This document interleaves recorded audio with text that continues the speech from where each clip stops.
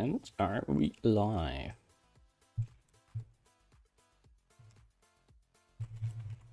Let's hope Restream is gonna do its job today. So, all right, we're on Twitch. I think we're on YouTube. Almost. Any moment now. And we're in. All right, hi, this is Sven with Sven Codes, and welcome to Code Hangout number 102, where we're gonna take a look at some counters and the thank you page. But before all that, I'm gonna take a look at a last minute report. Wait, which order am I gonna do? I'm gonna update the special thanks page there first. So yesterday I wanted to add somebody who kindly joined our Patreon, and at the bottom of the screen here, can I point over there on the left? Mike Osman, who joined the Patreon at $50 a month, which is absolutely awesome. Thank you so much, Mike. And I want to add him to the page, but I noticed that my local repo was actually out of sync, and I don't even have my GitHub open. Out of sync with what's actually online. So I need to fix that. That's just it. So I copied the page from the live version over, and now I'm just going to make sure there isn't something weird going on. I think there's a whole bunch of white space differences. So last night I was just cleaning those up when I was reminded that we were supposed to be having dinner and not be working again. And you know, sometimes working just happens accidentally, unfortunately. You know how it is. So I'm just manually fixing that because I copied this from the browser instead of downloading the file. So some of the stuff is not right, and I might be better off just copying it from here because I don't actually want to change any of this stuff. Right. And some of these things were just added or removed in the browser. So I don't know exactly. There's just slight syntax differences and all that stuff. Yeah. Let's just go down the list here. I probably have different formatting. So you can, the line starting with you can, line 17, after thanks, you can, this line was different. And I'm guessing it's just like, yeah, like it's fixing, quote unquote, fixing some of my stuff. So I'm just gonna bring these, copy those over. That'll be quicker. Yeah. All right, so then here's the entry I added for Mike Osman. This one, which should be here at the top, because I think he's the biggest supporter right now. So then, Rapster, Setamath. I don't know what the differences are. I have to be careful because there might be HTML escaping certain characters and things like that. So let's take this Bremster line and put it next to this one just so we can compare them quickly and see how these are different. Because maybe I can just do a global search and replace. It might be closing slashes. It's actually fixing, like here I have multiple paths, I have self-clothing paths. So I can probably, I don't know if this is actually correct syntax. It's probably correct syntax. It's just not how the how it comes out of the browser when you're cutting and pasting it. I'm just gonna bring these over manually. Same with the Zetamath line. All right. Now all the other ones are new, and I think the correcting the cryptic one probably shouldn't have those weird closing path elements in there. They should probably be the same as the other ones. Yeah, I don't know why that one's different.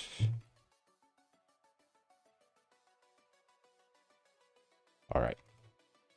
Well, just gonna clean those up. Make sure there aren't any duplications now. I think these look Randall, full deck, missing a few cards. All right, so these are all correct. And then these down here, we'll bring these back from the repo. Same with this one for Woofer. Where's Woofer? Oh, no, because Woofer moved up there. So I haven't updated since then. It's very strange. I don't know why this would be so out of date. Because I'm usually quite diligent about doing these properly. Hey, Michael Edwards. Yeah, I didn't stream last week. I couldn't manage. I had so many things to do. I'm preparing for a trip, and there's, I still, to be honest, all of the stuff I was supposed to do last weekend, I still haven't done this weekend. So the stream is gonna be a bit short again. It is what it is, unfortunately. Unspoil. Where was that? Unspoil, unspoil, unspoil. That surely doesn't need to be escape. All right. This is probably just reformatted. I don't know why it would change that. So where does that go? Line 118. About the author. This Sudoku app. So it's really just some formatting differences on these lines, I'm guessing. So if I do this, right, then these will all disappear. This is all as new stuff, all the way down to discussion. I don't know. 1 second. 1, 2, 3, 4, 5, 6, 7, 8. So it'll probably be these. These. Right. And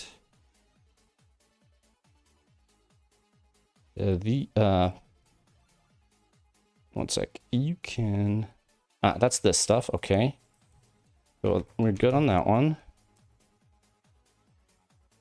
And then I guess these are these 3 lines. Yep. Okay, we're good on those.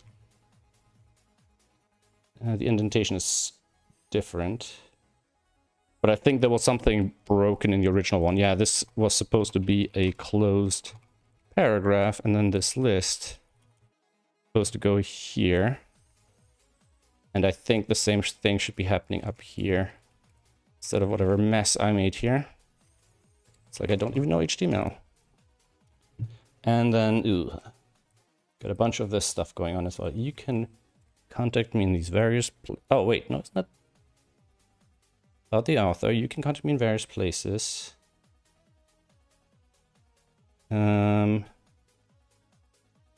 Wait. Because I've... Right, let's try this again. You can contact me in various places. Let's do this and resist the urge to fix or change the formatting. At least until it agrees with what it looks like here. And then the created line. I think the only update here is the copyright years. 2023. I mean, not that that has any legal meaning, but people will report it and think it's wrong. Okay, and then I can just remove that. Okay. All right. I think that should fix it. It should bring in all the extra people. Maybe there's some duplicates because I probably moved some names up the list. So we've added Greg Turner. There's no second one. Dream Librarian, Jonathan Ross. Thanks to all these wonderful people. There's quite a few more actually, but they haven't responded to my mail about adding them to this because I don't want to just publish people's real names and all that stuff. Okay, let's fix these paragraph elements here. So I think now we're good. So these paragraphs should be closed up here instead of that BR tag. And then because I think UL tags cannot be inside paragraph tags because they're block tags of their own. And I think that's kind of how they're being handled up here. Yeah, I changed that one earlier. Setters. All right, let's have a quick look. Oop. Oh, you're supposed to be over here. And you're supposed to be over here. Okay, and this is the local version now. I guess the fact that it looks the same, it looks too much the same. There's a 2023 here, 2022 here, so it's not updated. I'm pretty sure I changed that. Am I editing the right file? Yes. There should be a 2023 here. Okay, let me just restart this. It might not be refreshing the files.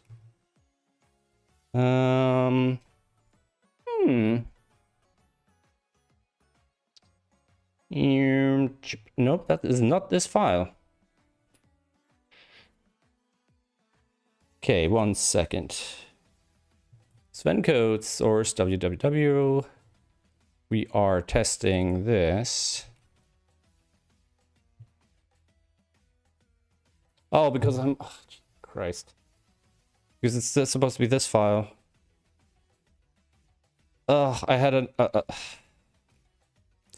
That's why, because I had an old copy of the file in a different location that has nothing to do with this one. Okay. So, what did I actually change then? I think I'm only supposed to add Mike to the other list up here. If I do that, and the copyright date. Well, at least that explains that. I was tired last night. I was late. I don't think. Okay. And I don't know if I want to change those paragraphs. Yeah, I might as well change those while I'm here. So let's close the paragraph here and move this down 1 indentation level. Get rid of these blank lines. Do the same thing here. Bring this down 1 indentation level. Get rid of that. And we do that up here as well, where it is appropriate. Actually, no, these are not listed inside paragraphs. All right, so this should be now 2023. And I think the special thanks file I should just remove so I don't do this again.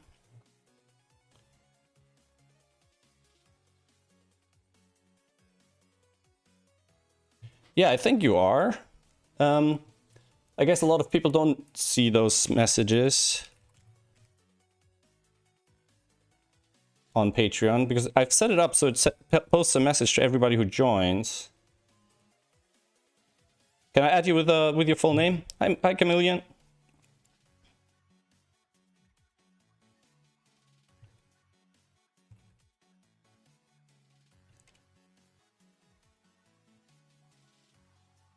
Hey, Mark, how are you doing?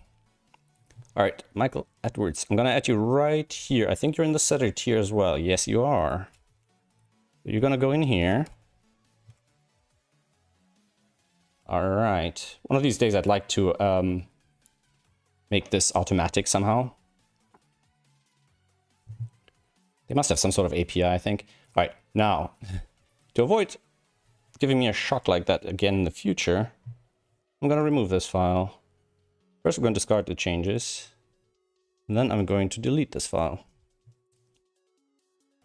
I think this file just migrated to a different location. And this should all be better now. All right, update thanks page.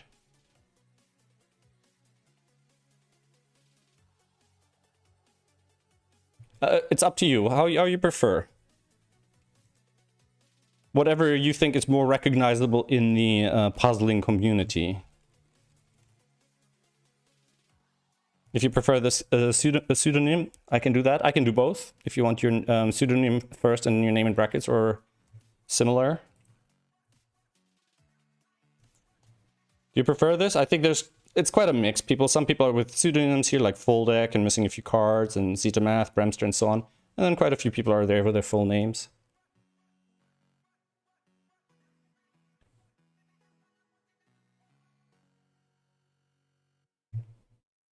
Let me know. All right.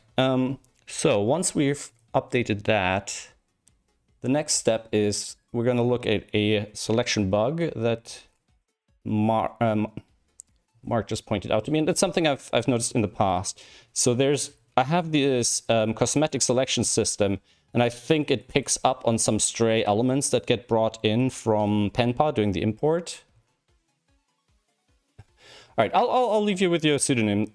Actually, can I do both? If I can do both, that would be best, because then I will remember too. Shall we do... Didn't I just... Here. I thought I was going crazy. Can we do that? Awesome. All right, let's do that then. All right, update thanks page, and let's get that deployed while I'm here. So this is the live page. And one deploy script execution later. I might have to restart the process. Nope, here we are. All right, and Mike Osman is there as well. Excellent.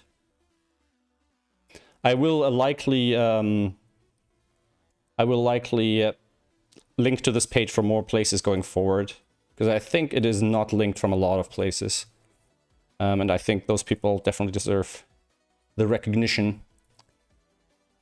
All right, this was the thing. Yeah, okay, thanks, Paige.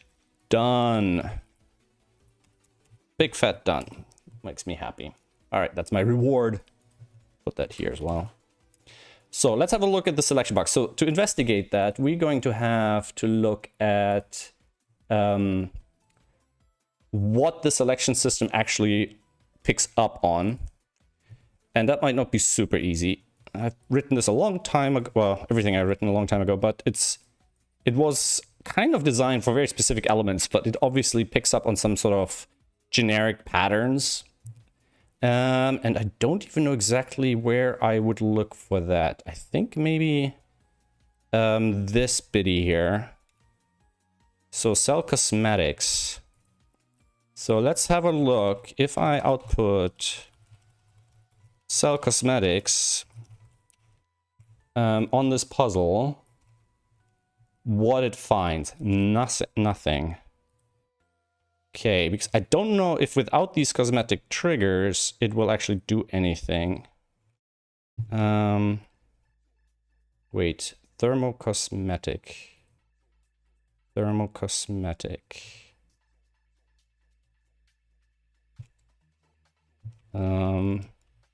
Oh yeah, I think I mixed in other things, obviously not just thermocosmetics.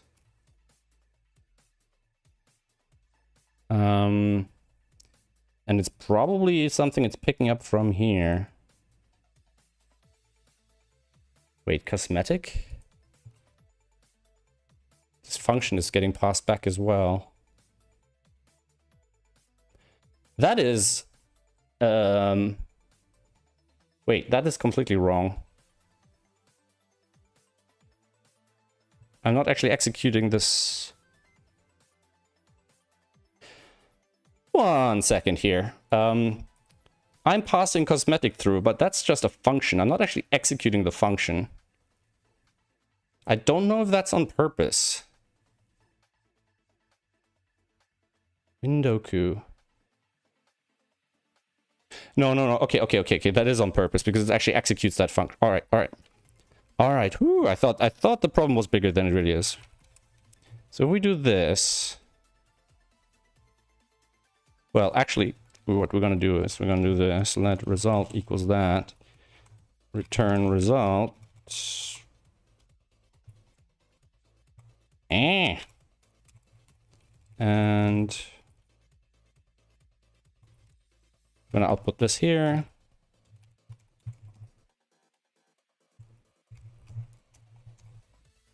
And that should tell us if the cosmetic system picks up. So it does pick up something, and it's probably these guys. So it picks up a bunch of cosmetics of what it thinks are thermos, which aren't thermos. Okay, so this is probably the bug. All right, thermocosmetics. So we're just gonna let's do this and this. We're gonna do same thing here. And then we're gonna move that in there because the arrow is obviously in here. And then we can get rid of this and rid of this. So we're only looking at where the problem really lies. Okay, so it seems to be finding a bunch of thermos with a singular cell. So obviously my algorithm to detect what is part of a thermo here is breaking down. So let's see why that is. Maybe it's not looking for just thermals in the center of a cell. Maybe it's looking for lines. Maybe it's looking for edge lines. So let's see. This was not a simple algorithm, so let me try it. So we are finding all the lines that might be parts of thermoses. And then for all the bulbs, we're kind of try to follow from the bulb along the lines to kind of find where the thermoses are. This is basically what this does. And I'm guessing these segments are not being calculated correctly. Or detected correctly. Let's see. It's programmer speak. Everything is a calculation. Yeah, so we definitely don't have all of these thermal segments, right? So I am doing a feature check here, and this feature check is only looking at the number of points in the line and the minimum thickness, which is obviously not accurate, and that means it's probably picking up on all the different lines that make up the edges of cells. Now, the weird thing is, why is it not, like, why is it matching this with this, for example? So let's have a quick look. I think, because there's two things I can do. I can make sure, like, I can try to focus in more on thermal-like visual styling. So the colors of the line thickness, minimum, maximum thickness, you know, it needs to be a gray line, etc. Or I could make sure that the lines are more likely to be part of a thermos. Because obviously, no, wait a second. It's because it's selecting all lines, things are the same distance from a bulb. So these aren't necessarily considered to be on the same thermos. These are considered to have the same distance along our thermos. All right. And the funny thing is we don't actually have that many lines here. Right? We have a pen-puff frame, line E. Like, we don't have a lot of lines here. So how it finds all those elements is actually kind of strange. Weird. So we end up with 74 segments, right? And unless these segments are like over and over the same elements, no, they're not. This is very strange. So for each line, for each waypoint on the line, we're going along the points.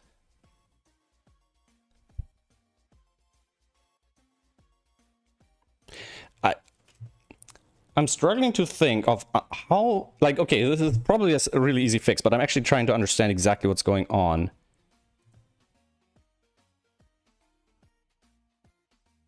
Frame overlay 90000999. So that's literally the outline of the board. 0393. So that's this line, right? 0696, that's this line.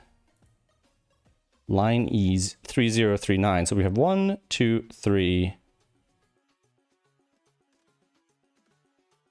This is the thermal, right? So we have the outer box. And we have 1, 2, 3, 4 lines. So these are literally the edges of the box lines. Okay. And that's why the central line, the central cell doesn't have that effect. So somehow this cell is part of this line. Okay. I still don't understand how we end up with 47 segments, though. That might imply that my algorithm is really broken. I'm sorry. Let me know if my audio is weird. Like, I'm hearing it weird in my ears. From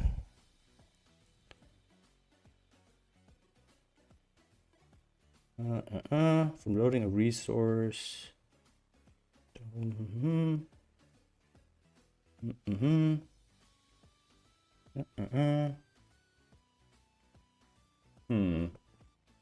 Safari. I don't know. All right. All right, good. So how does this algorithm end up with 74 whatever segments, right? Let me think. Oh, I think RC1, RC2. Okay, so what step points does is basically it gets all the points between 2 points. All right. I was worried it would be, if anything, it sounds distorted in my own ears. It's strange. Okay, so basically what step point does is, given 2 points on the grid, let's say here and here, it will basically give all the points in between if you were to draw a line according to the Bresenham algorithm, more or less, right? And if I'm going, and some of these cells will have lines that are far apart. So for example, you know, the outer box will have a line from here to here, but it will step along all of them, right? So it'll actually treat that like a thermal this long with all these cells, and it will generate that.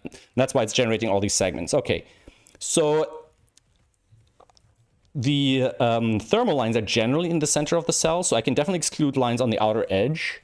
I don't want to look only for exactly in the center, because you might have like 2 thermal lines passing near each other.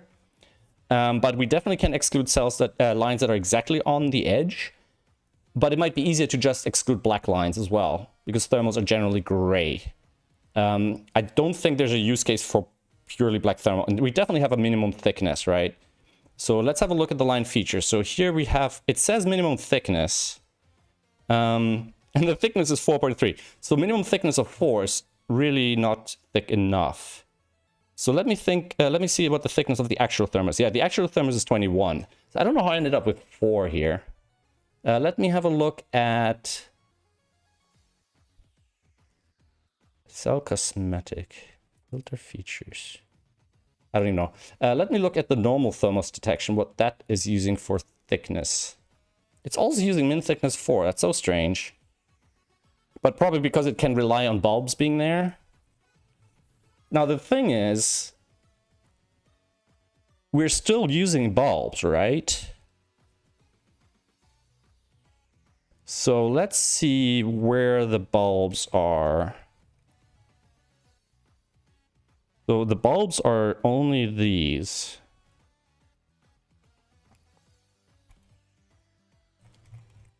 Because like I have a feeling there's a couple of levels where this shouldn't be going, like several things are going wrong, not just one. Yeah, so this should give us the bulbs, and there should only be the one of the actual thing, right? And starting from the bulb, it shouldn't overlap with any of the others. So I'm initializing the cells, and then what I'm doing, what am I doing here? 12 tip distance. Cells, init cells.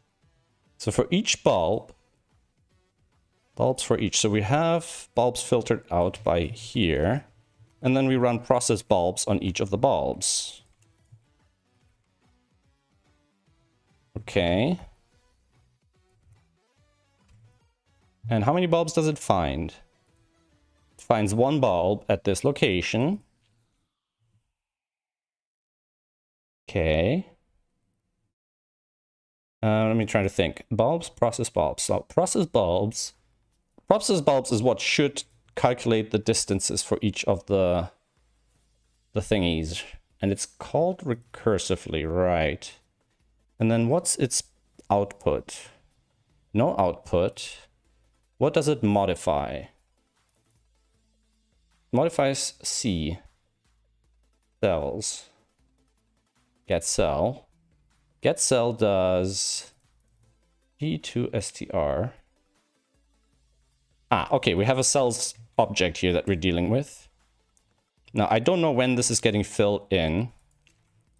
Let's just have a look at cells in a couple of places. Oh. Ah, no. That needs to go here.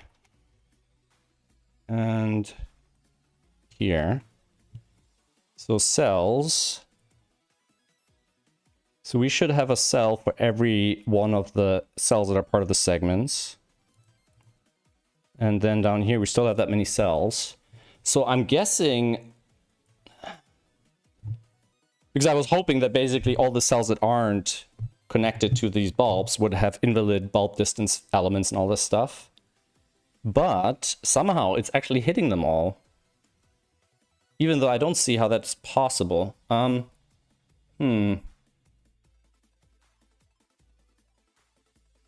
Yeah, I'd rather solve it algorithmically, because there's an indication, like my algorithm, I don't think should be doing this anyways. So even if it thinks all these lines are there, it should be able to connect to any of them. So even if, let's say, there are lots of thermal lines drawn, since it can't reach them from the bulb, they should never get these bulb distances, right? Let's see. Okay, let's see something else then. We're gonna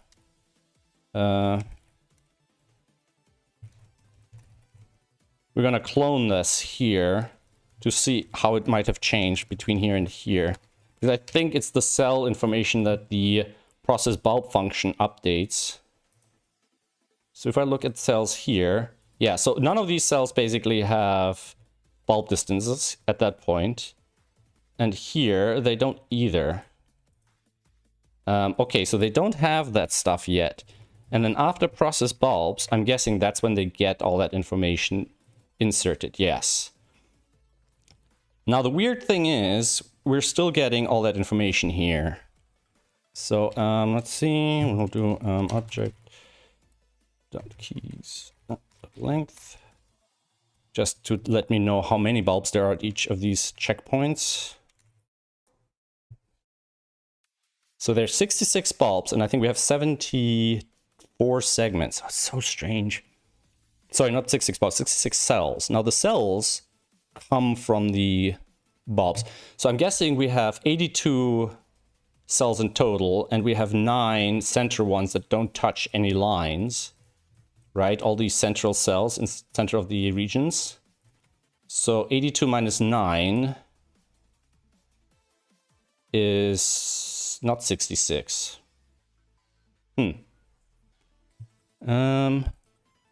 Guessing, could any of these be double counted?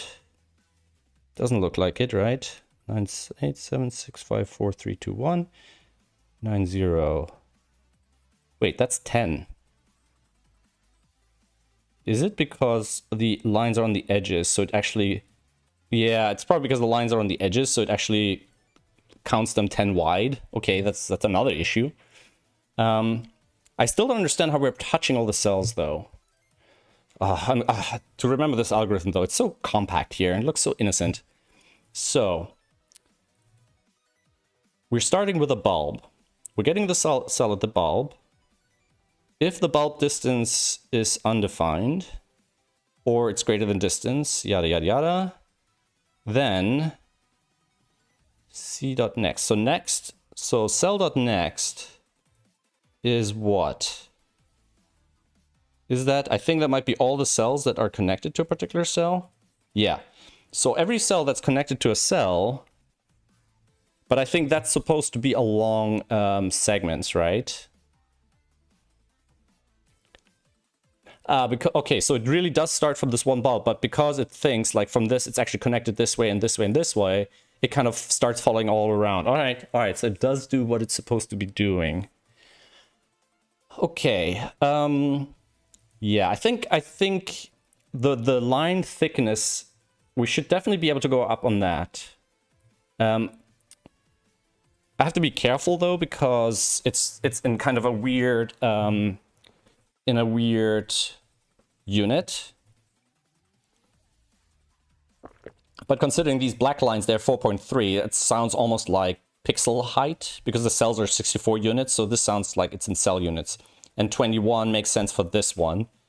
But I want to be able to let people draw thinner thermoses, right? So let's say less than half the thickness, it should still be okay. So if I change this probably to 10, it'll probably fix the problem. But it won't fix the problem permanently. It'll just fix the problem until somebody makes weird thin thermoses, right?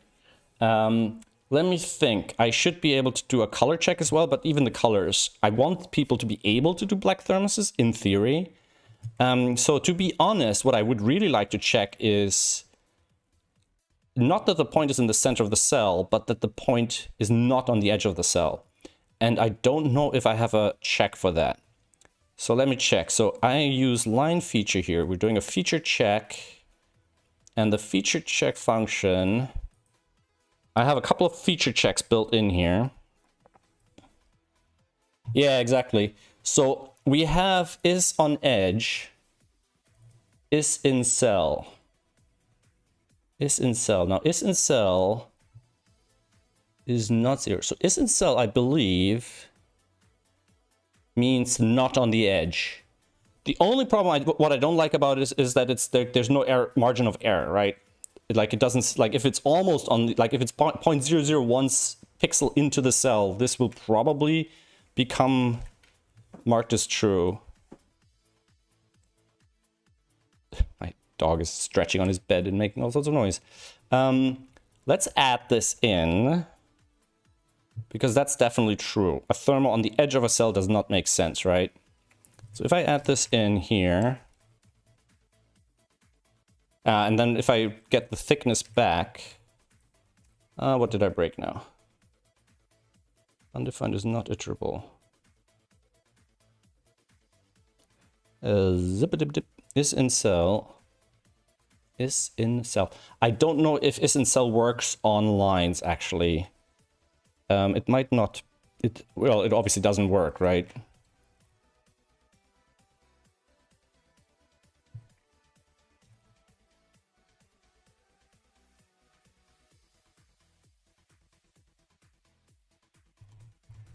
Yeah, it probably gets past something in that isn't compatible with the syntax. So is in cell undefined.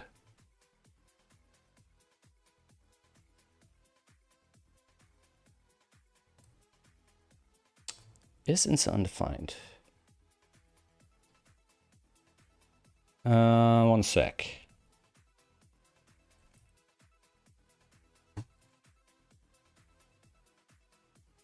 Nope. What I want to do is this. Double underscore. And do return is in cell args0. Or actually, even better, we're just going to pass that forward.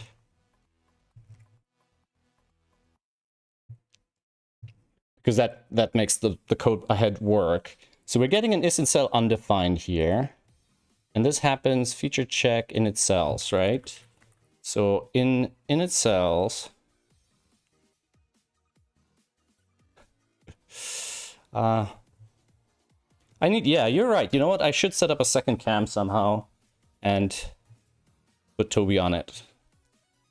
All right, so feature check, which happens in init cells 3121, 3121, 3121. So how come we have line is undefined here? Is in cell gets passed in undefined. So I'm guessing here where we're calling is in cell, it's actually passing part.center. Okay, so that's the problem. The problem is that this is designed for a cell check. So we actually need to do a separate check here. So is line in cell part.waypoints. And I should really oh no, I should really normalize these. Like I shouldn't use waypoints, which was from the original, from Sam's original file format. I should like set up my own stuff. Okay, so if we do is line in cell,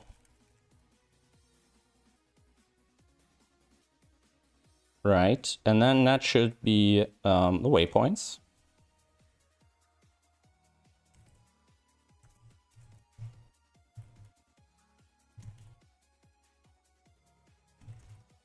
I always try to type quickly and then I type much more slower. And if we add this check now instead of the other one up here.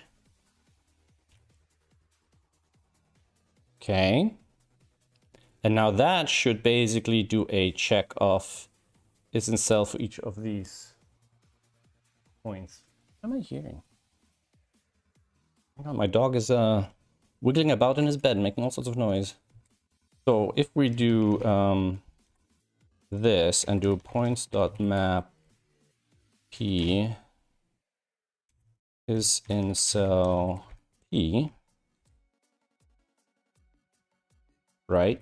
Or better even, I should be able to just map that directly. What does that look like? True, true, true, false was false, false, false, false was false, false was false, false was false. And then I probably need to do like a math reduce or whatever. But we're probably what we're going to do is instead, we're going to do a little for loop here. Let I equals 0, then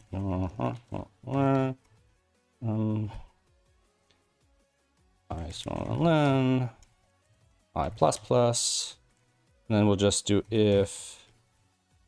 So we'll do that. If points, if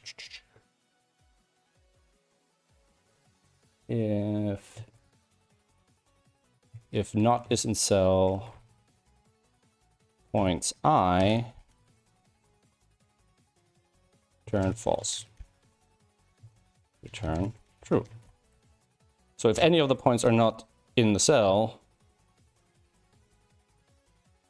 right? So now this shouldn't detect, and this should, which we can tell by we've got a bulb and we've got these 3 cells, and then they have their information recorded. So this should work. Now, to be compatible with our previous syntax, I probably should also do an isLine on edge, which basically is just the reverse, right? So then here what we'll do is if is in cell, if any of the points are in the cell, we're returning, right? And I think I can shorten that like that. And then we have isLine on edge, like that. And I think I don't, since I can't actually pass in true or false, I might not need both. So I'm actually going to skip this one here. Actually, if I do, let me think. What makes more sense? One second. Let me just think about this for a second here. If absolute is equal to 0, or that's equal to 0, and row modulus 1 is not equals column modulus 1. No, I think this is actually... you know what? Let's not do that. I'll do that when I need it. Right now, we don't need it. I don't want to spend time thinking about it. All right. So we go back down here. We're going to remove all the stray code that we added. Make sure it makes sense. Right. So we want to get rid of all the little warns and logs. And what I need is I need a bit of a counter check as well. So make sure it doesn't break on complex thermal puzzles. So if you guys have any sample puzzles, send me a message on Discord so I can try them out. This 3081.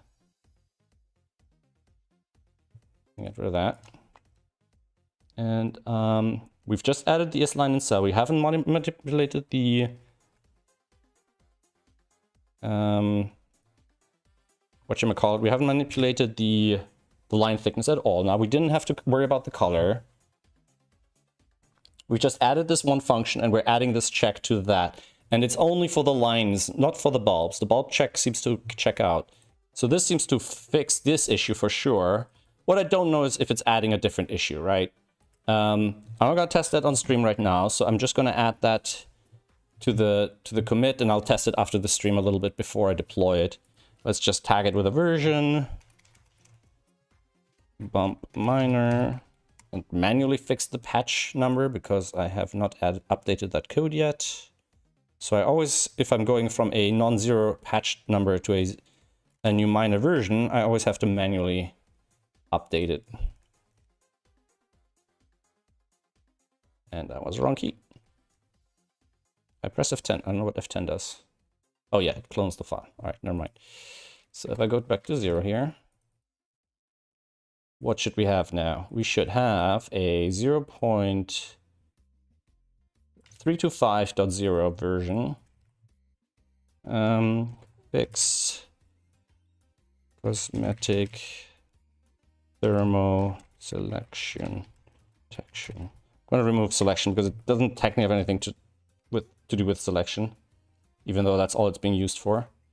Sweet, thanks Mark for letting me know about this, because this is something I've come across a couple of times and I just haven't fixed it yet. And then I forget about it, and it's like out of mind, out of sight, out of mind, and all that. All right, sweet. 2 things down. So we had I think we had our first hack attempt on the counter. So you guys know I've launched that counter yesterday, and it was a very quick, simple implementation. Not a lot of security. I don't have user accounts, so there's only so much I can do. It's kind of trusting in the community, but somebody broke that trust, and almost half of all the total solves recorded are on one particular puzzle, Royal Self-Defense by Just Curb, and I doubt he has anything to do with it. That, it wasn't in a video. There's no reason why that would have that many solves. Ooh, thanks for the Chameleon just sent me a puzzle I could use to test it. Let's bring that into localhost. So, yeah, so that still works. I cannot select outside. Hey Mark, I guess, yeah, outside the board, unless the setter enables cells there's nothing we can do to enable selection of those. But these seem to select correctly, and yeah, this is an odd one. So it won't select things that are not in cells, basically. Also, the lines look funny here with the tips of the lines. This is a weird one. What is this, an 8x8? 1, 2, 3, 4, 1, 2, 3, 4. How would I go about? If it's a simple one, maybe I can solve it quickly. I think there's is there dirt on my screen? No, it's probably dirt in my eyes. So I guess, how would I go about solving this one? No rules provides this puzzle. So I'm guessing it's 8x8. And that's a long thermal, right? So 1, 2, 3, 4, 5, 6, 7. So it'll be 7, 8, 6, 7, 5, 6, 4, 5, 3, 4, 1, 2, 3, and 1, 2. Then these would be,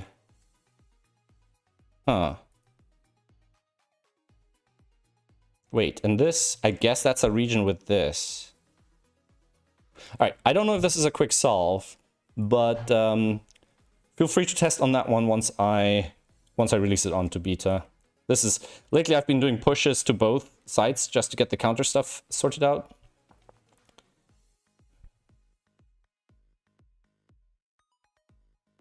All right, let's have a look at the counter hack. So, like you saw, there is this one puzzle with 35,000 hits.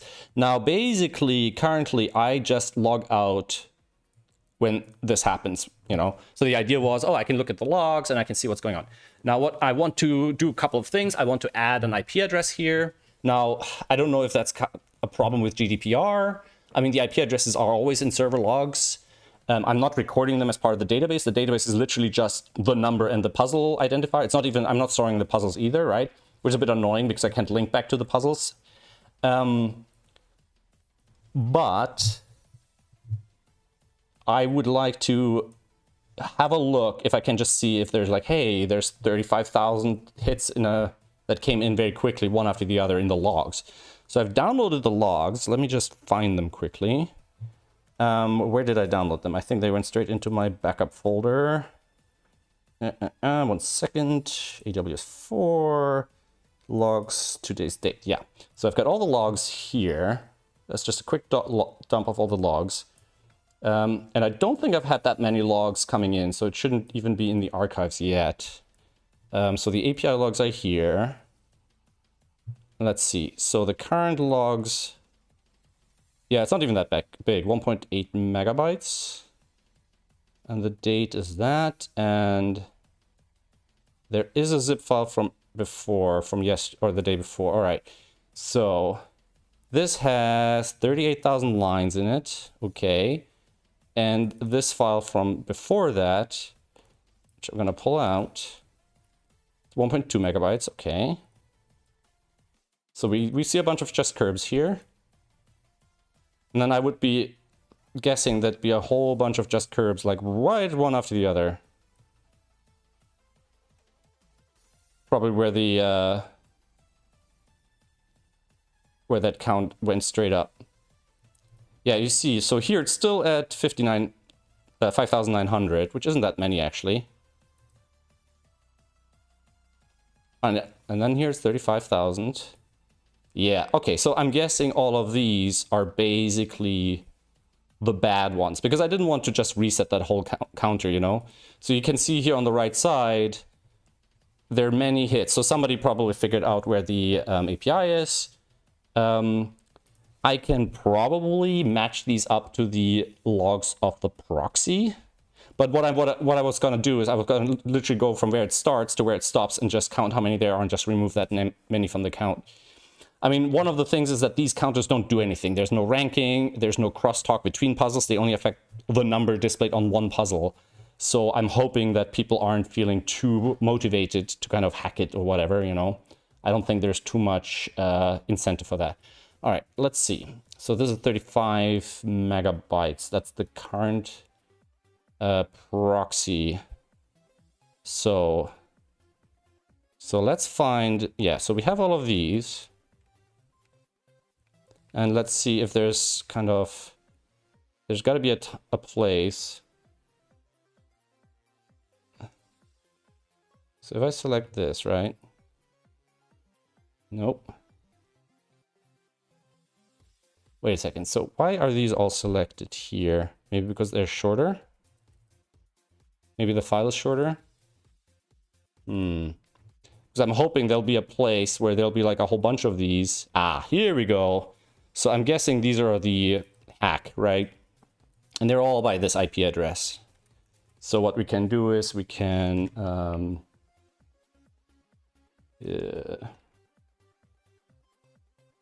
can we not just...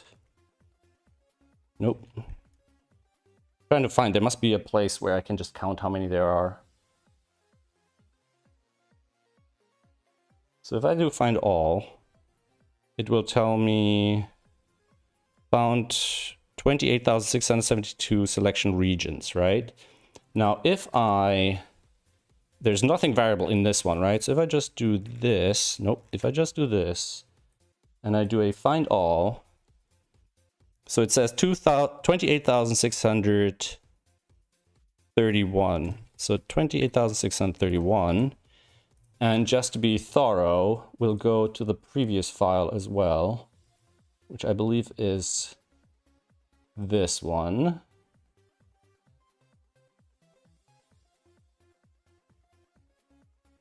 Proxy. This one. Right.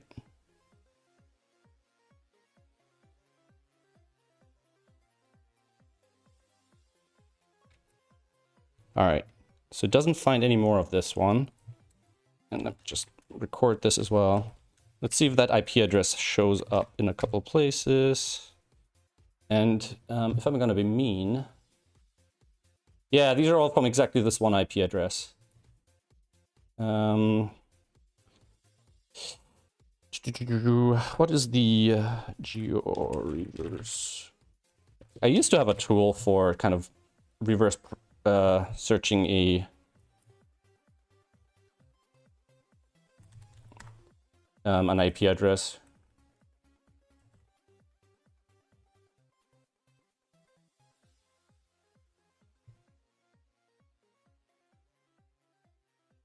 So I'm guessing this is a guy in Germany. German guy. I wouldn't be surprised if it would be possible to just, yeah, to look that up and kind of figure out who it is on Discord. All right, so if I go back to here and I look at this counter, and we'll do this minus, what did we find there? This, and I don't think, we're already in 1 hour, aren't we? This again.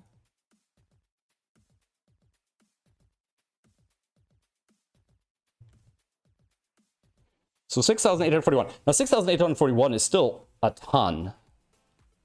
So we definitely remove that, but I have a feeling that's not all. So if I just say, okay, if I just search all the increments on this in here, that's 29,000.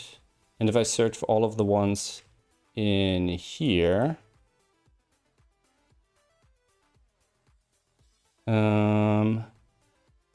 okay, so there isn't any. Oh wait, no, this is a different. In here, sorry. Find, no, not here either. One sec, here. Find all. So that's 5,000 more matches. Now the time argument I've added a bit later.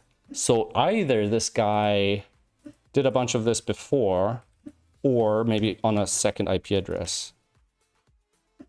So this IP address is 28,672. So there's like 50 or 60. You hear my Toby, he's dreaming. He barks in his dreams, it's hilarious. All right.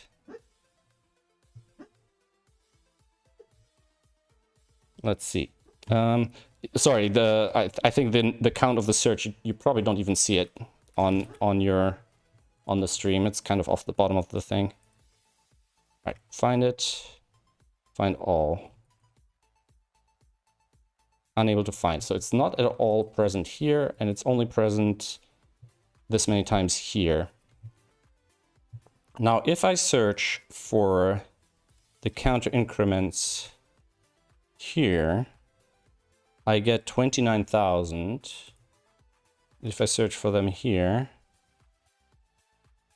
I get 5,000.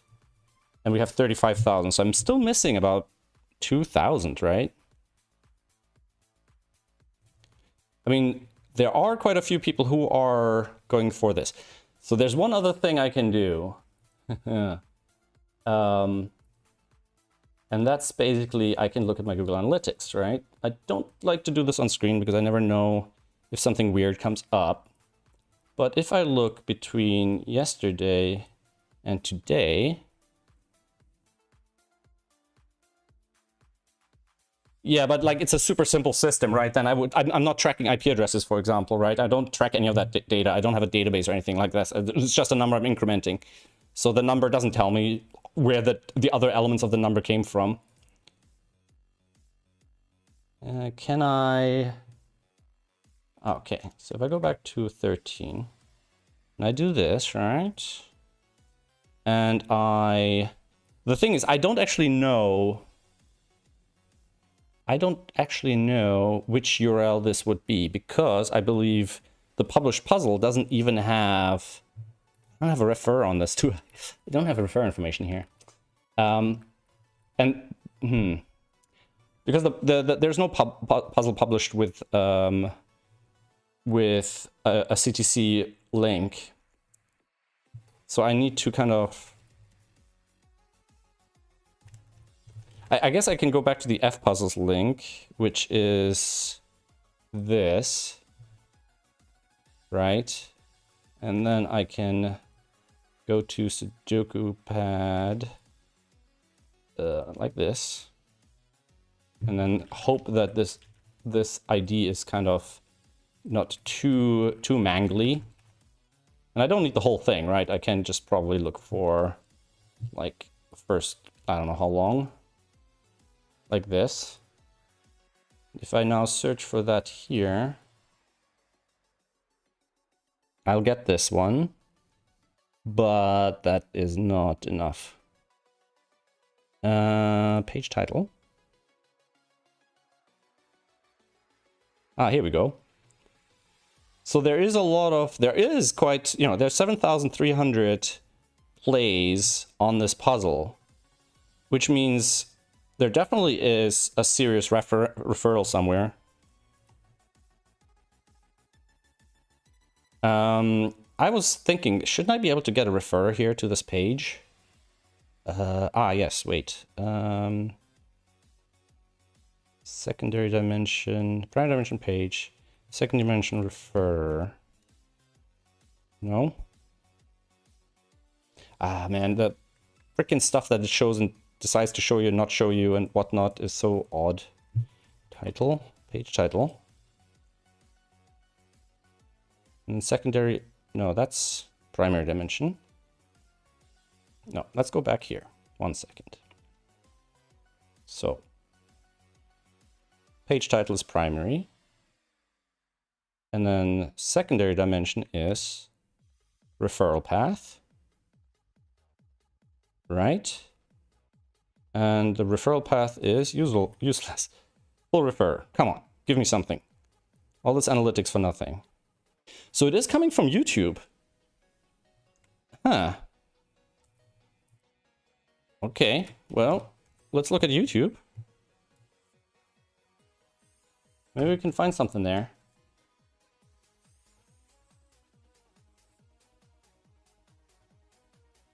Ah, was this a Mark video? Okay, that would justify having 6,000 hits on it. All right, I don't follow Mark's videos, so it's probably this one then. Let's see if people are complaining about the counter yet. All right, so that sounds plausible. So if I remove the 26,000 whatever counts, I think we should be all right. So how many did I have again from this guy? Actually, let's check all the ones with time equals 1. Nope. So time equals 1 is, yeah. Time equals this. The number is only down here somewhere. Nope. Find it in here. Find all.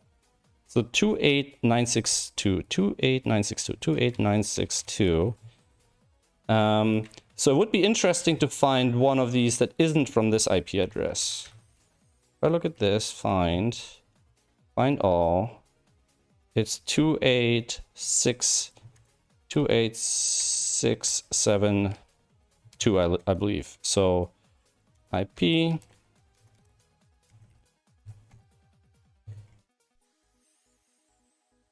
Wait, what? What did I just search for? Okay, IP and ID.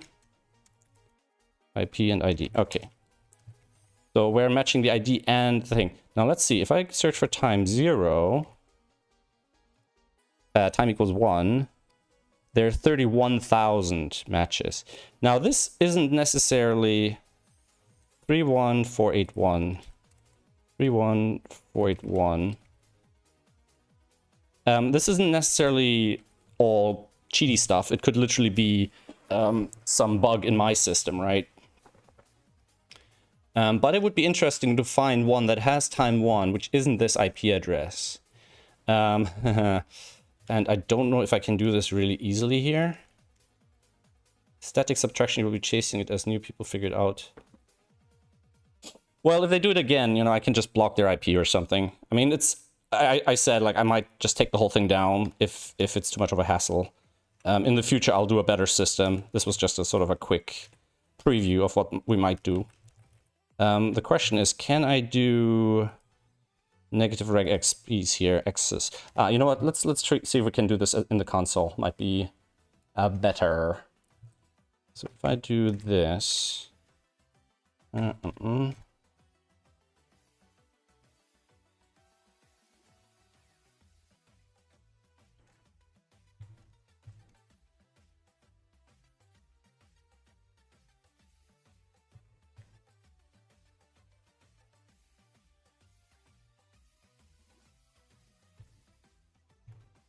So if I do something like grep proxy out.log time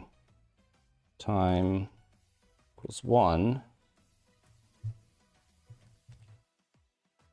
Okay. Time equals 1. So it'll just go through all of these. You know what? If I just pipe these into time1.log If I do this, that should be fairly quick.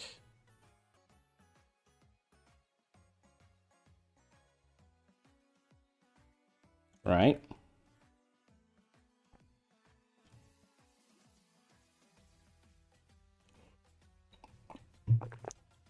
Oh, not exactly what I needed.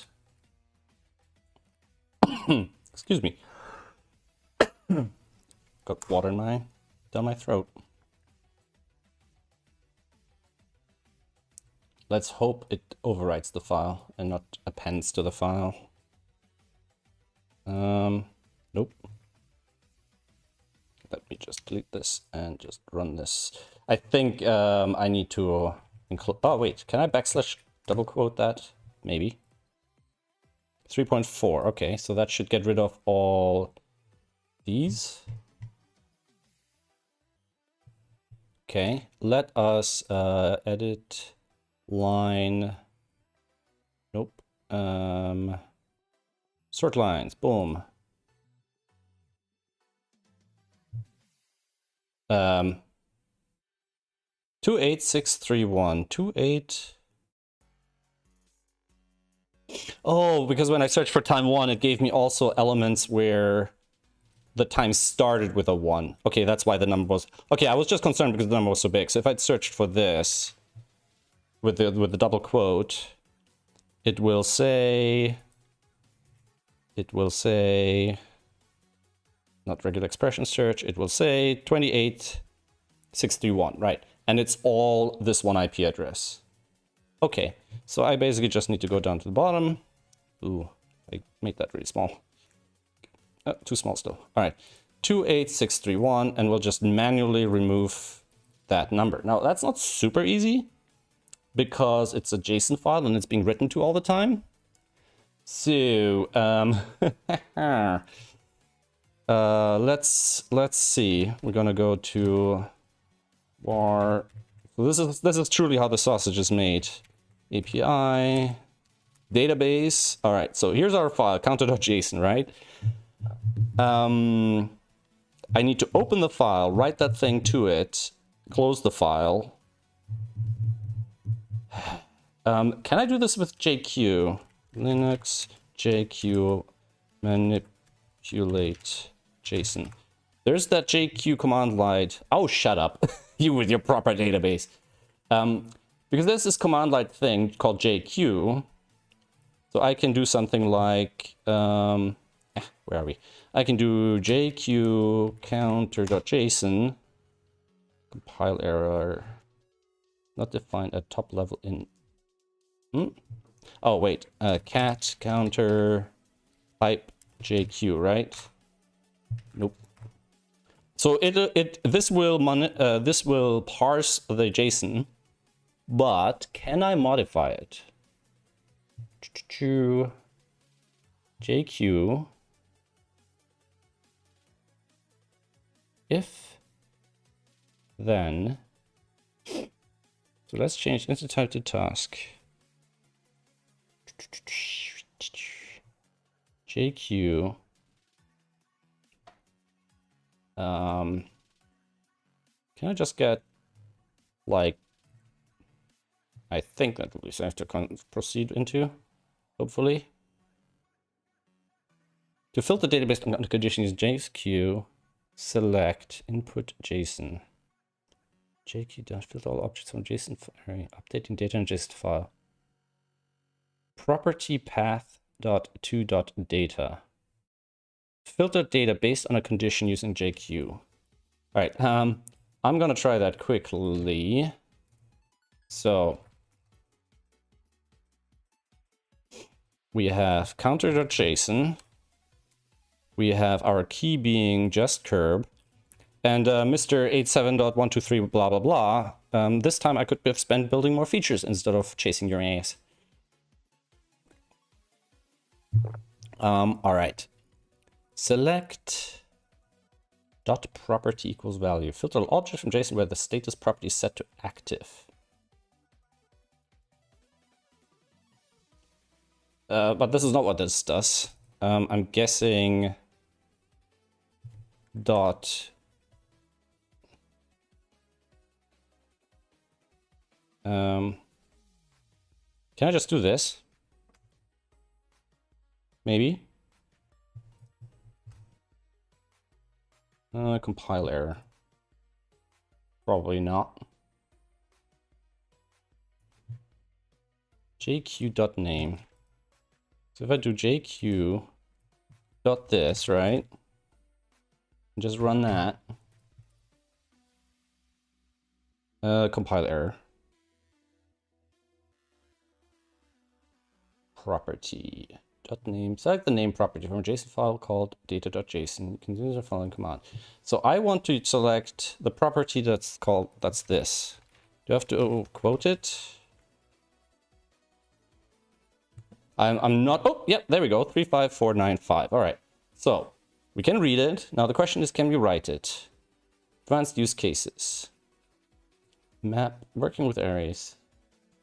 JQ, update the name property. All right, I'm gonna just remove this and I'm not gonna worry about the rest. And before I'm gonna do this, I'm gonna make a copy.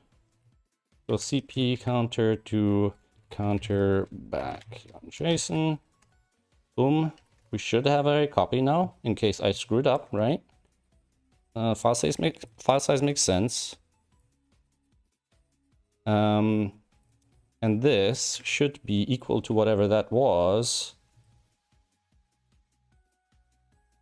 So it's 3.5, and I'm not gonna trust myself to do this in my head. That minus, we said we want to get rid of 28631. So the new value will be 6867. And if I do this, and do this, hopefully I can do this while the file is open. And if I now read it again, no. No, that's not it. That is not it. So, update the name property in a JSON file named data. So maybe this just reads it and then outputs it the data with the data after the update without writing it again.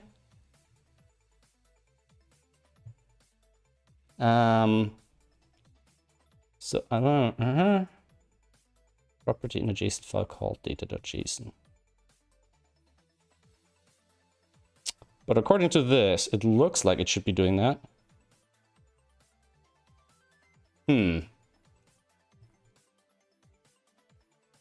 35,000. No, that's still wrong.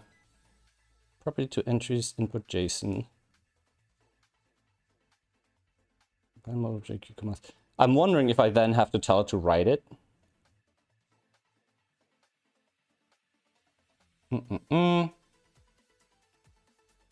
So if I do this, one sec. JQ. Let's just manual. Here we go. Maybe I have to tell it to write to a file. Types and values, conditionals, regular expression, advanced features, invoking JQ, basic filters, types and values, IO. IO input, inputs new input. Also the form of controller output. Outputs all remaining inputs one by one. This program used for streaming. Modules, colors, invoking JQ. Tutorial.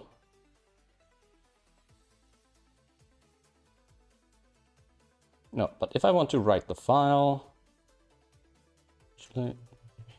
JQ to change JSON and write back.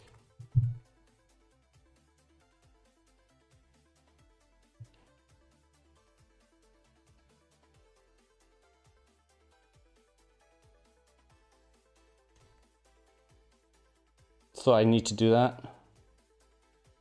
Okay.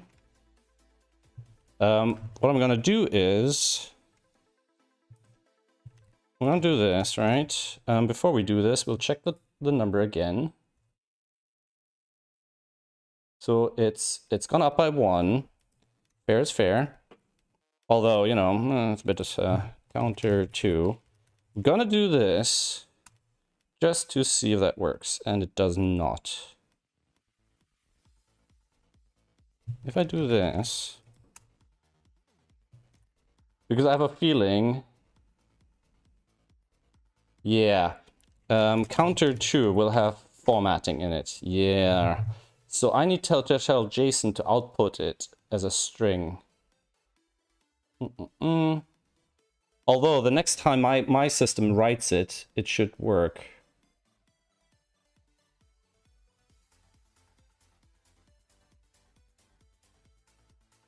There's no table to truncate. There's just a number that I need to change. And the file is in use, right? So I don't want to mess around too much. All right, so this seems to work. So I gotta force a write. Although that shouldn't be too bad, too hard, because every time something changes, the file gets updated, right? So if I do this, we should see the file size change or the file date change. Counter. Let me make sure we're not getting any errors here.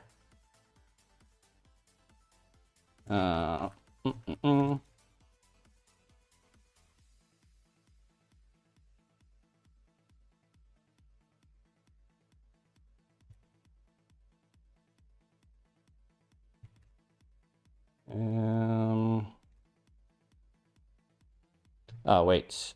PM2 logs. I think if I do this, -- error 9. Okay. And one last time, let's check what the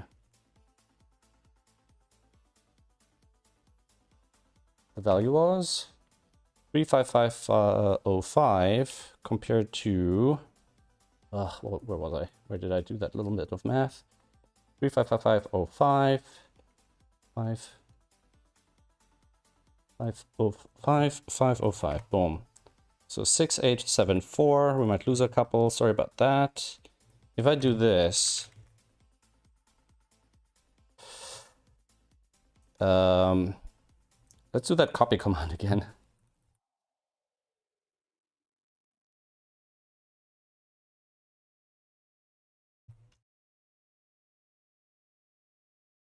Okay. Boom. Boom. The problem is it will not know to, and that didn't work.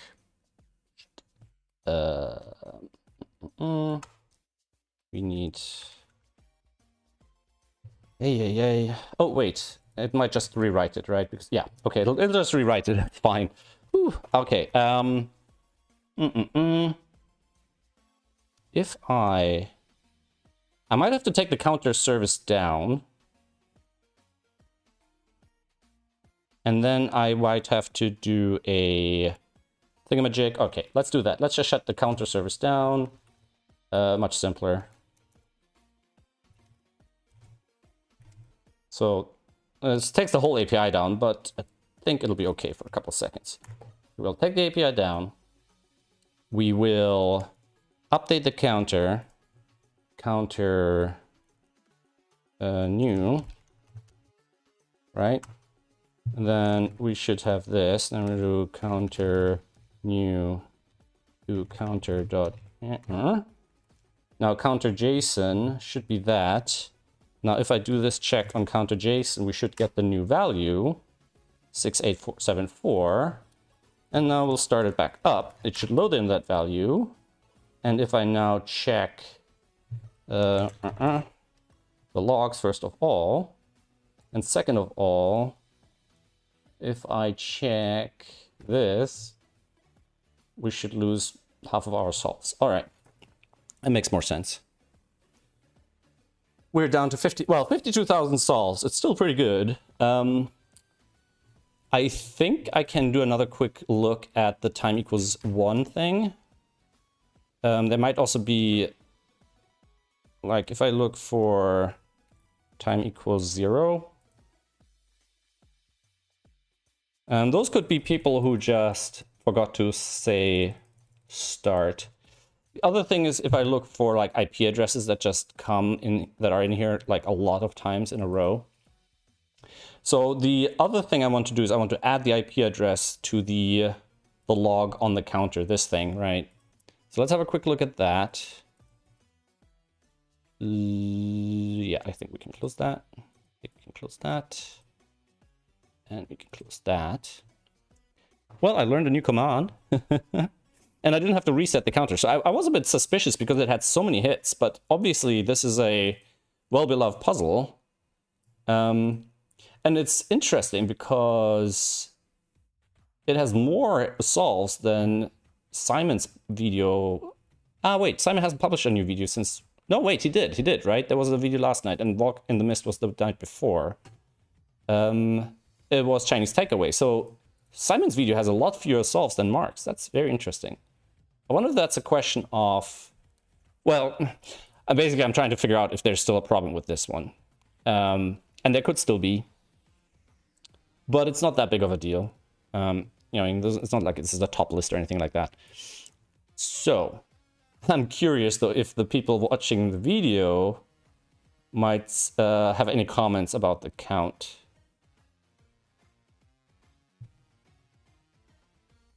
So if I open this video now, this puzzle, sorry, we should say 6876. Okay.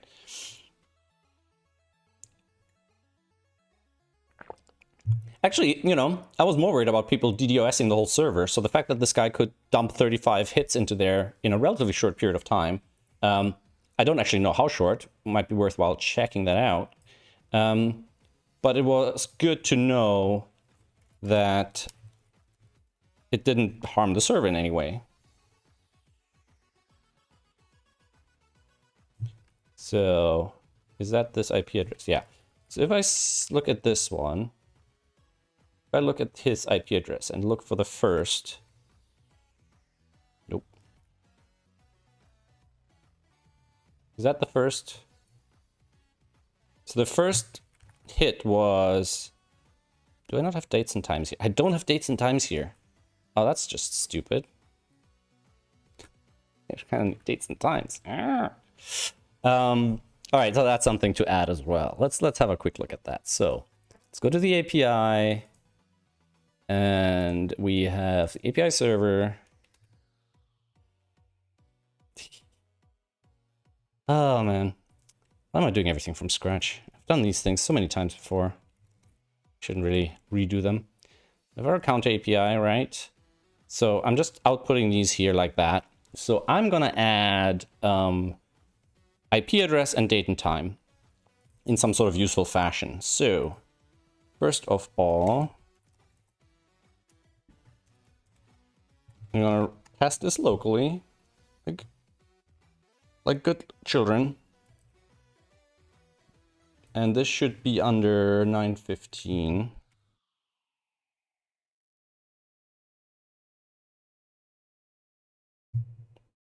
Right. So if I increment this counter, it's outputting, and you guys probably don't see this, it's basically just outputting that counter.inc line. So here we should be able to get some information from the request.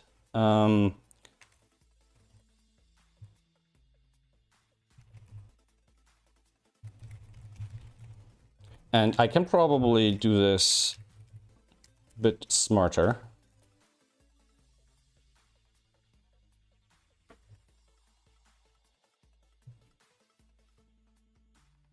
Log IP.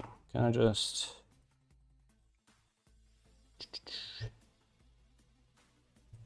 So, is this enough?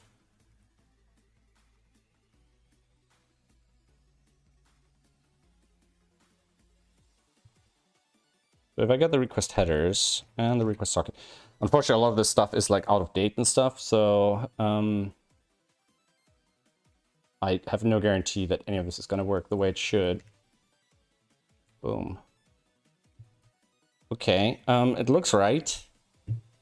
And if I get date and time, request time, I guess I can just get the current date and time. I don't think I need get request date I just wonder, like, if there might be a difference between the current actual date and time in this function and when the request happened.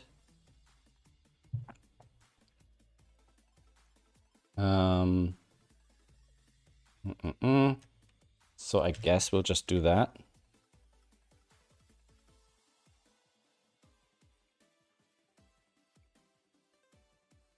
Is this off screen? I think this might be off screen.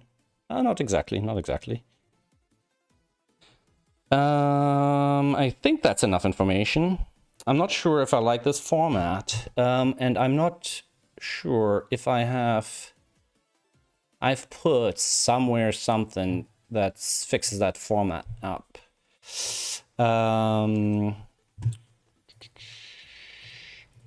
JavaScript ISO date time.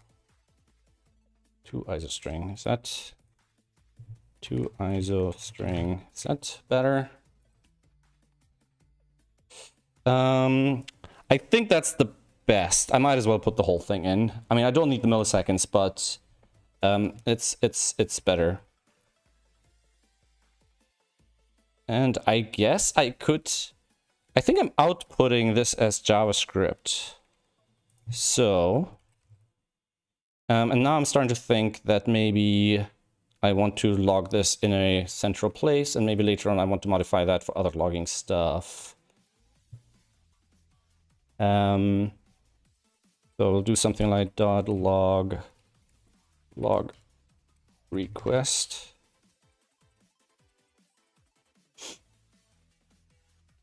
Function. And that might as well be an async function, because in the future that might actually go to kind of some sort of remote thing. And we'll probably want to do, what do we want to do?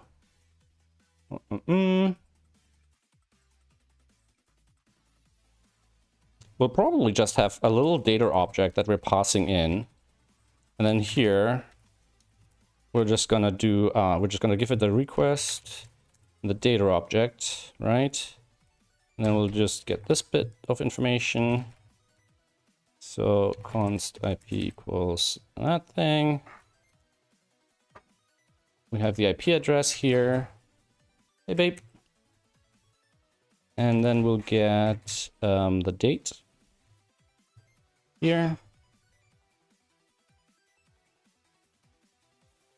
Like that. And then here we're going to just do this. Assign. We'll do IP. I'll just do that. IP date.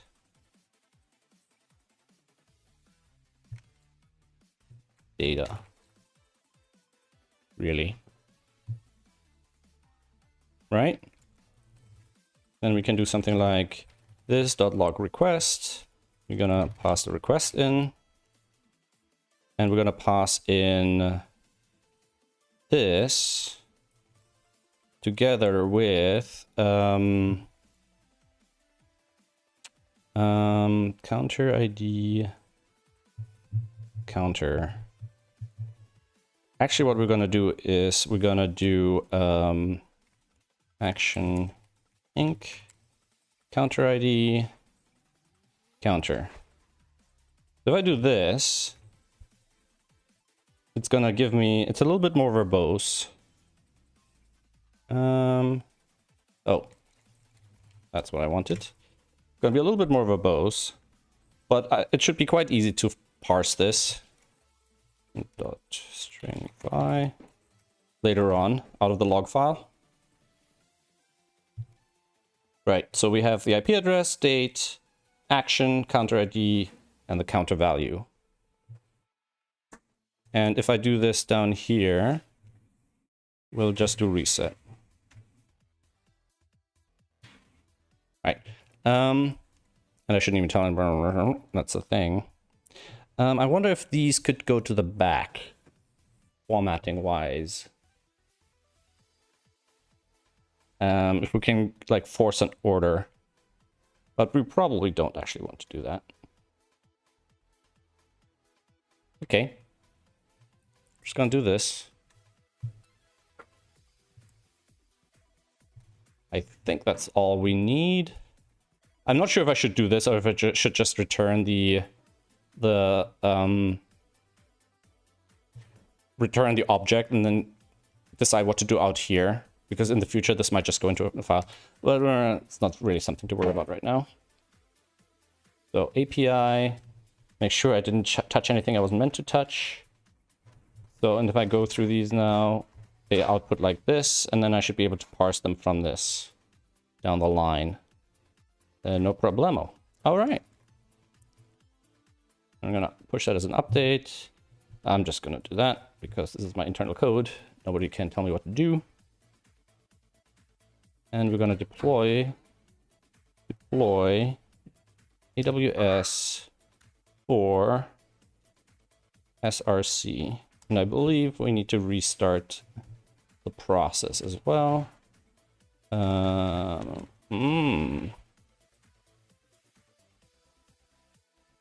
Let me just make sure I'm restarting the right thing.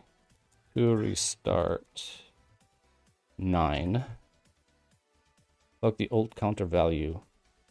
Good idea in case I need to restore it. But I think that's actually what I'm doing. Yeah. So in the reset logging, I'm logging the previous counter value. I'm not logging 0, right? And in fact, that was kind of the point, was that if somebody just resets the counters willy-nilly, I can basically restore them from the logs.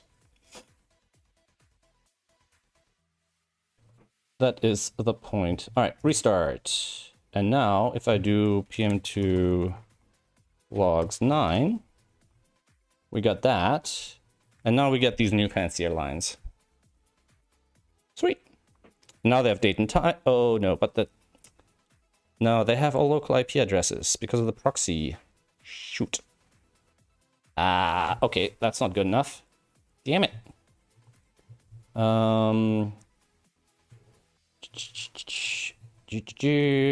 Express.js IP through proxy. Remote client address. So this stuff doesn't work. Connection. Shut trust proxy is the output. Well, the other works. There's another way of stating express-band proxies. When you want to get the IP of the remote client, use rec ID or rec ID in an unusual way. If there isn't a reverse proxy. Connection remote that doesn't work with this solution.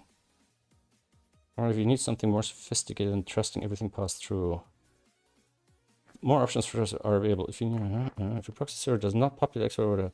So yeah, I don't actually know if it didn't, which reason there was why this doesn't work. So if I do this, and I hope I can test this locally. I don't want to have to upload this a million times. If I do this, can I see the difference here? So if I do this,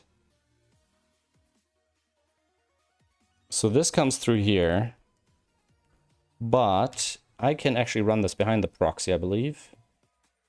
And the proxy is sitting in here, I believe. No, wait, where do I have the proxy?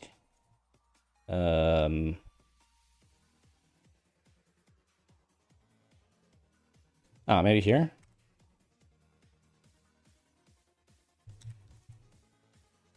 But this probably won't work.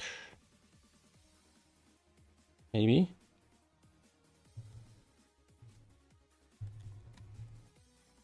Yeah, to test this is going to be a bit of a pain in the ass.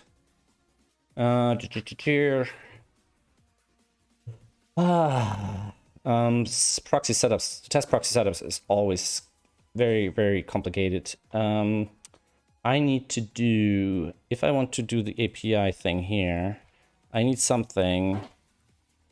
I need to change this.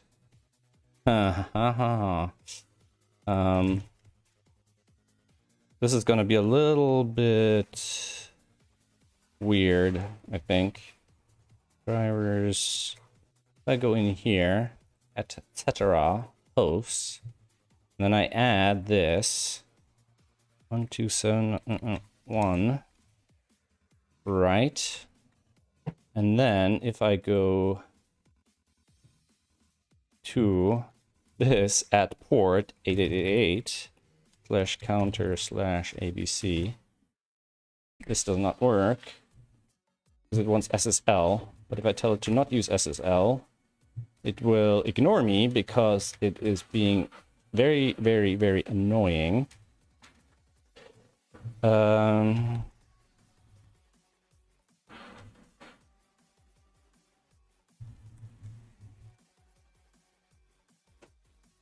I think Chrome forces an HTTPS redirect.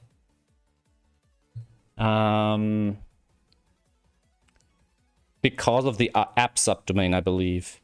So if I do api.localhost and then add that to the proxy.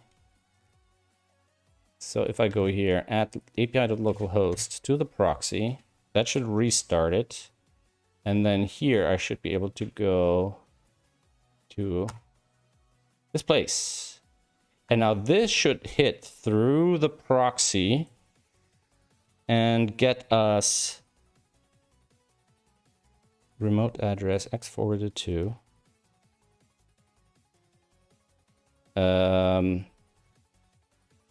api.localhost should be resolving. This should be resolving to 127.0.0.1, right? api.localhost. Let me see. Did I get this wrong? So we have this running here. We're hitting here. It's redirecting to 915, which hits up here, right? If I increment here, 18, 19. Okay, so it's doing it. Okay. So here we're still getting remote address. So even though we're coming through the proxy, remote address is filled in. And the problem is my remote address is this. So it's not actually telling us anything new. All right, let's just output everything and see if there's something in there that makes sense. So we have request.ip,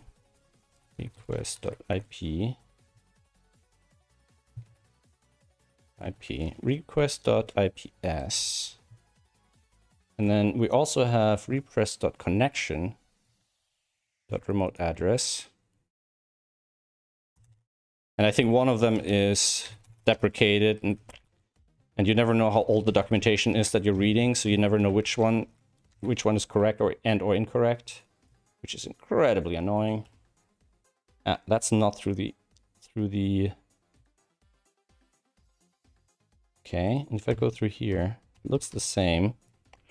But I wouldn't know if it's the same because that is actually my address right now in this context.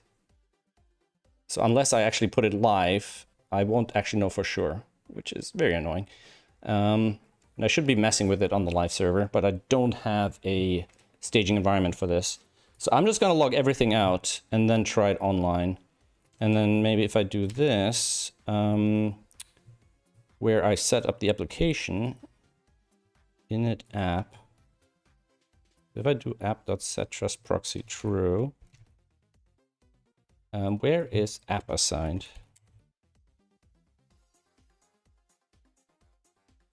Okay, so, okay, if I do this, what's it gonna give me now? More options for trust proxy available. X-forwarded for proxy server does not populate. There are two possibilities. The proxy server does not relay the information where the request was originally. In case there would be no way to find out. Yada yada yada. For example, if you use an areas, you may need to add. Proxy server relays information where the request was originated from in a proprietary fashion. No. Works 2 years. So I hope it's the app.enable or app.set. Which one is it, guys? Express.js. Probably makes a difference which one.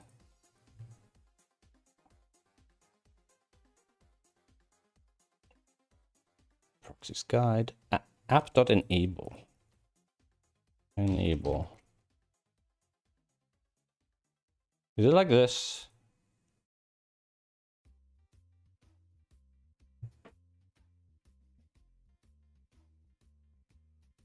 App.ip. Requested IP.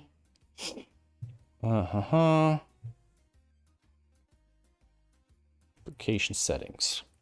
Let's see. Trust. Trusting, untrusted, trusting. App-get, trust proxy. Oh, there's an app-get. Let's have a look at that one.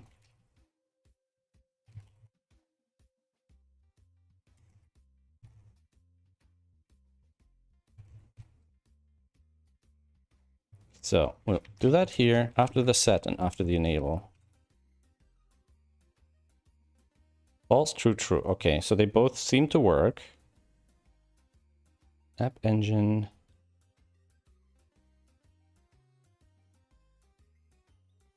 Find trust proxy. They use it as an example, but they don't actually document it. That's annoying. Value of trust proxy. Even though it has a default value for backwards compatibility, sub-apps will inherit. Indicates the app is behind a forward-facing proxy. Connection for the IP, X-forwarded headers. So X-forwarded headers are what I'm outputting here, right? X forwarded 4.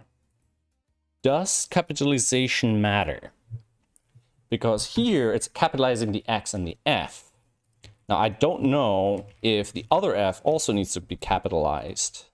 This would be very annoying, and I think I misspelled that here. HTTP header capitalization. And I don't know if capitalization matters or not. They're converted to lowercase. Then why do they use Pascal case in their documentation? It says it's supposed to be case sensitive, but why would they capitalize it here like that? When enabled, the express attempts to determine the IP address from the client's connection to the front-facing proxy. Request IP proxy that contains an area of IP address that the client is connected through to enable the other version of the trust proxy options table. It's implemented using the proxy address package from information sub-apps will inherit. All right, I'm just going to upload this very, very quickly. Very quickly. Try it. Hope it doesn't crash on us. Let's list again just to make sure. Restart 9. See if there's anything weird going on here. And nope, the IP addresses are still all garbage. Now this is going to muddy up these logs, but that's okay. It could mean that our proxy does not forward the IP addresses correctly. So, and for the proxy we are using HTTP proxy. Let me see where that is. Oh shit, can you get the close in, please?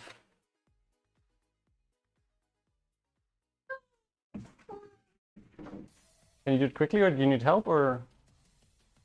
Can you do it, Greta? All right, proxy. So, HTTP proxy, which is HTTP proxy. So let's see. Node HTTP proxy enable X forwarded IP. Yeah, so apparently I'm not the only one that's encountered this. Can't see your definition of proxy, but I'm assuming it's the same as the point code user experience proxy. No, it is not. Expect this alternative will work for point code using.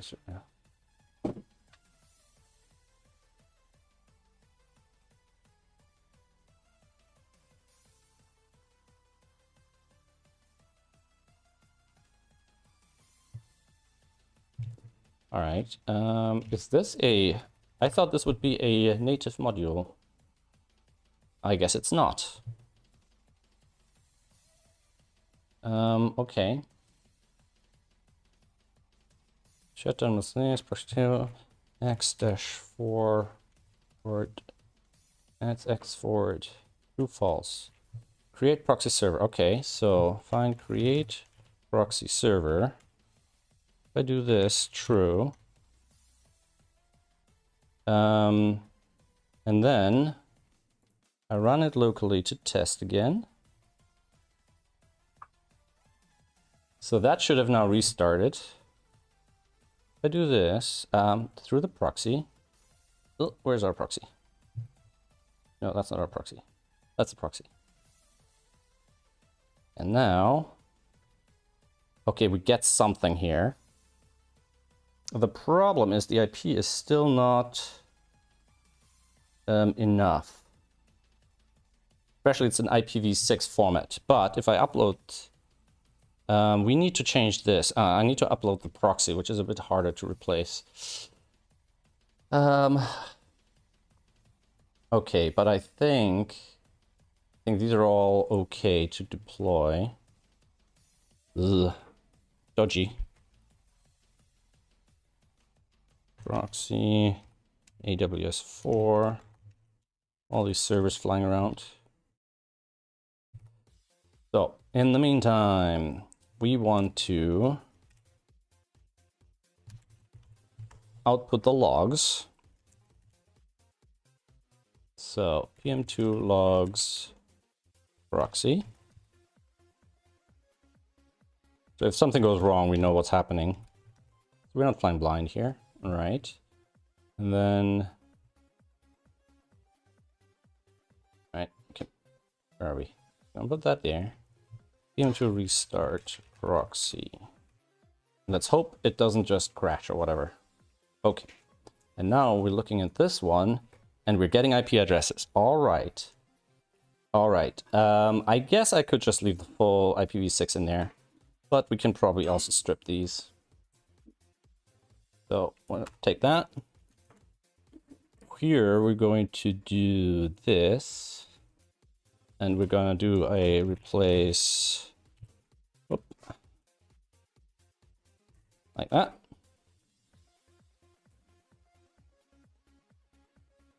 I think that should be okay. And we get rid of this, all of this. And we should be able to do this. And do restart 9. And now,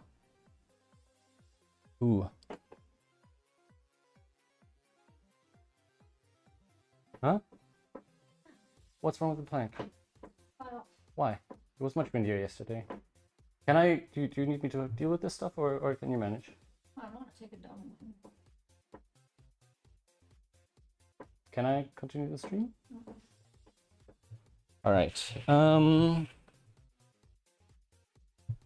Okay, that looks better. I think that's okay. Now, no, okay, because I was gonna think that my page is gonna be broken because of this, but the page doesn't use the log, the stats page. Where's the stats page? Where's the stats page? Here we go. So if I just refresh this, we should be 53,000. This is still going up. People are enjoying this one, and it's going well. All right. I think this is okay. We have a bit of a storm starting here, and things are flying around. So I think I'm going to call it a day here.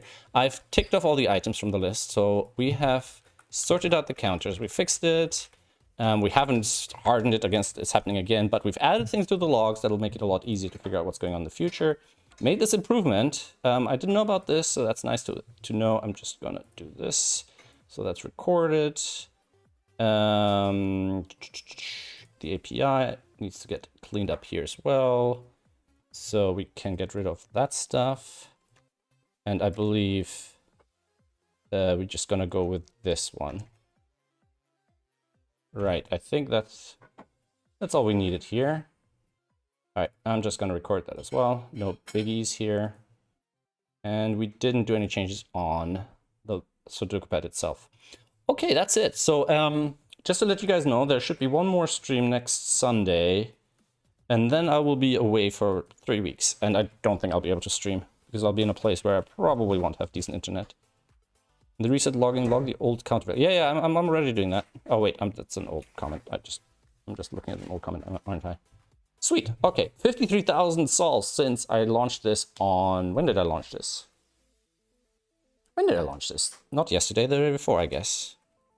Yeah, not bad, not bad. That's quite a lot. 3,100 different puzzles. That I found that even more impressive. I didn't think that many puzzles were passing through my server in just like 2 days, which means a lot of people are playing a lot of different puzzles, like from a back catalog. I don't have a back catalog, right? So it's not just people playing today's video puzzle, etc. And it'll be very nice once I start having a puzzle database and I can record solves over time, because I'd love to know how old these puzzles are. You know, it'd be nice to know, hey, so 10% of all solves today were for puzzles that were launched a year ago or something like that. You know, I'm a big fan of historical data. I kind of like that stuff. All right. Well, that's it. Thanks again to Mike Ostman for joining the Patreon at $50. I definitely have to add like a high Patreon level for these kind of supporters, because it's very much appreciated and they deserve it. And they're paying for everybody else to use it for free. So, you know, thank the guy. And Derek did a 100 euro contribution on the Ko-fi recently. Thank you very much for that as well. Very much appreciated. It'll be another month before Mike can catch up to that. So yeah, that's on patreon.com/SvenCodes and Ko-fi code there. Well, you can go to ko-fi.svencodes.com as well. And if you go to svencodes.com, all the links are there. A reminder, the counter are under SudokuPad.app/counterstats.html. You can find them there. And it's just a little bit of fun. It's not really a serious system at the moment. I'm just trying to batten down the hatches for the worst. The whole thing doesn't go down. And that they can't harm the server just using this, but we'll see how it goes. In the meantime, thanks guys for hanging out. I really appreciate it. And thanks for reporting any kind of issues and so on. API code on stream, another country was exposed. Yeah, I know, Mark, I know, but it is what it is, right? If people want to mess with it, people mess with it. I'll just take it down and then they shoot themselves in the foot. I think, you know, we're a community, we're working together. There's no real benefit to screw with it all. And, you know, we didn't have this 2-3 days ago, so if I remove it, we're just back to where we were last week. No big deal. Thanks for stopping by, Chameleon. Man, I really want to implement some of those moving element stuff, but I'm not managing before this trip. I've been working so hard on the mobile app, and yeah, there's been... I've made good progress. It's not even running right now. I made good progress, but there's quite a few issues that crop up, and I'm not going to manage to launch it before, and that's kind of high priority. So I got to get that sorted, and then we can... I'd love nothing more than just to work on fancy new features, but you know, the paying customers, they got to get their stuff, so they deserve it. They've been waiting for so long. All right, that's it for the stream. This has been Sven. Thank you for joining. Thank you for supporting SudokuPad. And thanks for hanging out. It is a code hangout after all. Take care. Have a good day. Bye-bye.